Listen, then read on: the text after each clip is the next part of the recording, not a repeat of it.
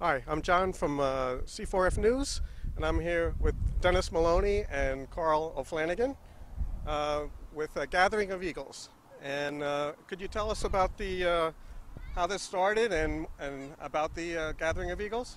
Sure. The Gathering of Eagles started back following a George Soros event in January of 2007 in the U.S. Capitol. They proceeded to do damage to the steps of the U.S. Capitol, spray painting and other things. And then one of them, or several of them, or whatever, they went down to the statue to the lone sailor on Pennsylvania Avenue at about 8th Street, and they proceeded to take a claw hammer to that statue. And it happens to be a war memorial, naval war memorial. So at any rate, they then announced that they were going to have another rally on St. Paddy's Day, March 17th of 2007. Only this time they were going to hold it in Constitution Gardens, which is right across the street from the Vietnam Wall. You want to see what a claw hammer can do to a granite wall with names etched in it?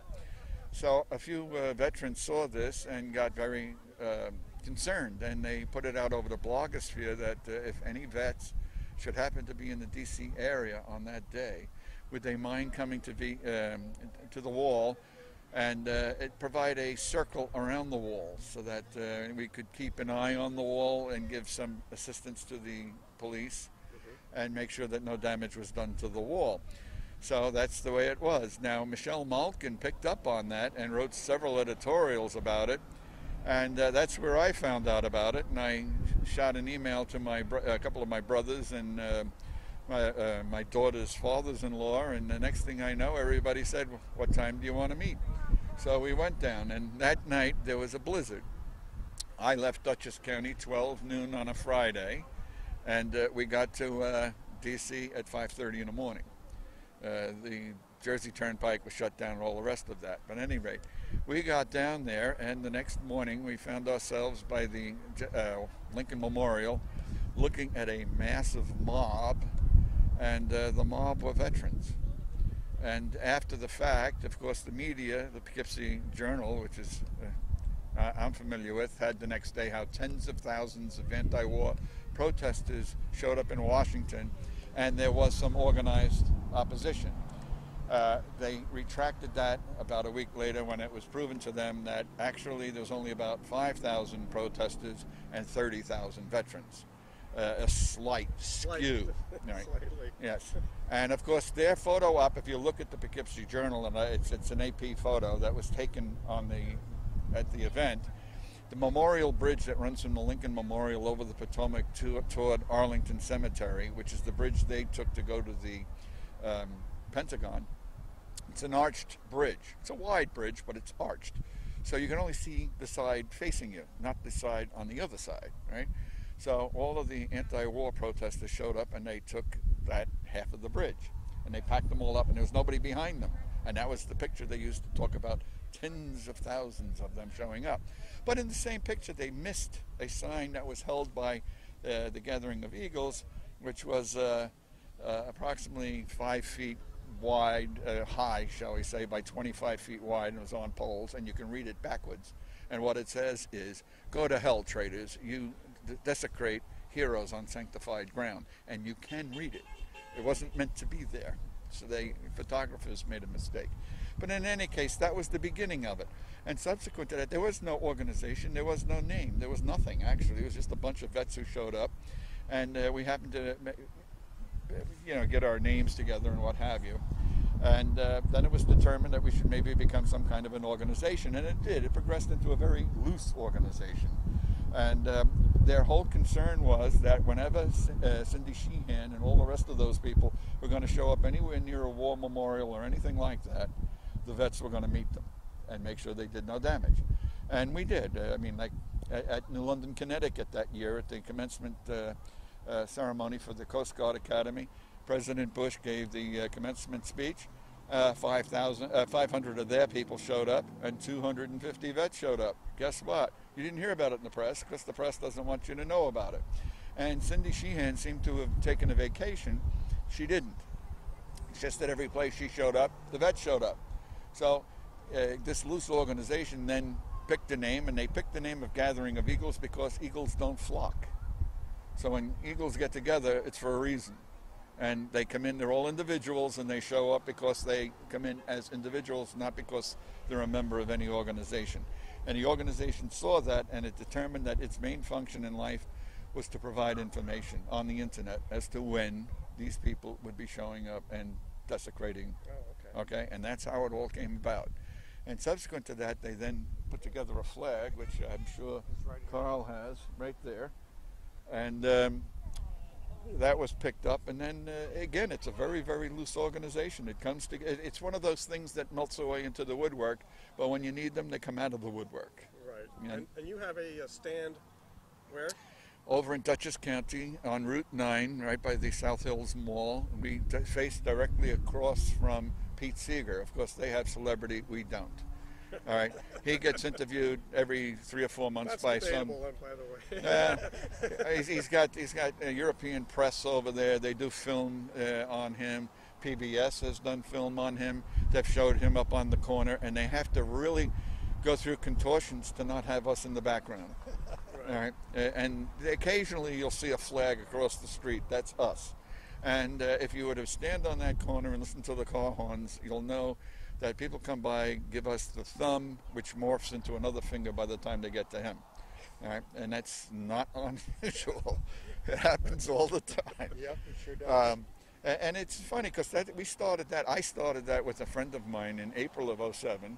We went up there. We got sick and tired of watching Seeger without any opposition, and we went up there to counter him, just him and me. And then the following week he couldn't come, and I figured, what the heck, I'll go up there by myself. I could care less, right? So I went up there, and you know what? I was not by myself. Other cars stopped, and people got out to come and talk to me. And then, since then, they joined me. So we have, it doesn't matter, now we're in a situation where we don't have, one guy doesn't have to be there all the time. I mean, you have family events, whatever. There's more than enough people to cover for you, and they do. And this is every weekend? We have never missed a Saturday since April of 2007. Doesn't matter what the weather is. It could be 20 below zero, we will be there. There could be a full-fledged hurricane, we will be there. And I mean, the troops in combat don't have that luxury. And our whole thing is to present the case of what these kids, I mean, if we're going to send kids to Iraq and to Afghanistan to live under the horrendous conditions that our guys do live under, we have to support them completely, 100%. And most of our guys are veterans. And they've been there, done that. And they are totally sympathetic with the kids. And you know what? To go up there for 2, 3 hours, 4 hours in 20 below zero weather, it's not a big deal. Right. And John, you know this as well. We're veteran-based and veteran-supported, but we're also broad-based supported, as you folks. Anyone who believes in the 3 concepts that are signature parts of our mission statement, supporting the troops, defend the Constitution, and protect our national culture, heritage, and treasures. All of that is what this is all about. And this is just our silent stand to show our continued support. And as I said in the other segment, they didn't stop dying or fighting just because of inclement weather. Okay, and your stand is right here across from Gander Mountain on Route 211 in Middletown, town of Wallkill actually, but nobody knows where that is. We're right in front of the Super 8 Motel and the Perkins. I don't want to give them any free press. You can edit that out. Now your website is http://nygoe.wordpress.com, correct? Yes. I believe that is, yeah, Danny. So that would be my brother's. He's the state. He's the state commander or coordinator. What I also wanted to inject before is that we're not just veterans. I wanted to bring that out clearly. We have people up there who are family members who are in the military. We have people up there who have nothing to do with the military but just agree with our position, and they come up for that particular reason. And everybody's welcome. And that's the funny part of it all. Everybody we have on our corner stop by to say hello or to ask a question. And you know what? They come back because they met the nicest group of people they're ever going to meet anywhere for 2 hours. And you don't have to go in a bar and pay any price. You just sit out, have coffee. It's great, and you're doing it for a good cause. And that's the other thing. We don't take donations. People try to give us money all the time. We don't want any money. This is all out of our pocket. But if you want to give money to show your support and everything else, at least over in Dutchess County, we have the Veterans Hospital down at Castle Point, right down the road. And we suggest that people go down there and give some money to the pantry or something, for the troops, for the families and stuff. We don't want money. We pay for our own flags. We pay for everything. I do have to say, in honesty, I've had donations from supporters to help with the flags, and they do indeed buy the flags. Yeah. Well, I mean, if the guys are going to join us and they want to bring some flags, come on, And that's the other thing that I have found is that people, I guess, have picked out my car, and I will find on my windshield old flags that need to be buried, appropriately disposed of. And I've also found some old military flags, which we immediately hoist. Up they go. Let them go out in glory, But it's really quite remarkable. People have been super nice. We've had, In fact, your recent one is an Afghan flag that actually flew over the unit. That's correct. Recently, one of the soldiers over in Afghanistan was informed by his family about how, and he's from our area, that we've been there every weekend and everything else, and the kid mentioned it to his buddies in Afghanistan, and they decided that he was coming home on leave. They took the flag down over their encampment, folded it up, gave it to him to give to us, which we fly. All right, and hopefully he will know that, and his unit will know that. We appreciate their flag. And also, people are stopping by continuously, dropping off coffee, donuts, whatever. This is just, sometimes it can be really remarkable. Feast of famine, too. But socially, it's turned into a remarkably nice event. It is. And it's nice to know that there are so many Americans who haven't forgotten. They've always thought that they were out of step with the popular culture. And then they see us on the corner and they say, no, I'm not out of step. Popular culture's out of step, right? And it gives them, strengthens them. Well, thank you for what you do, and if you want to come out and support the Gathering of Eagles, you can check the website and find out the exact times.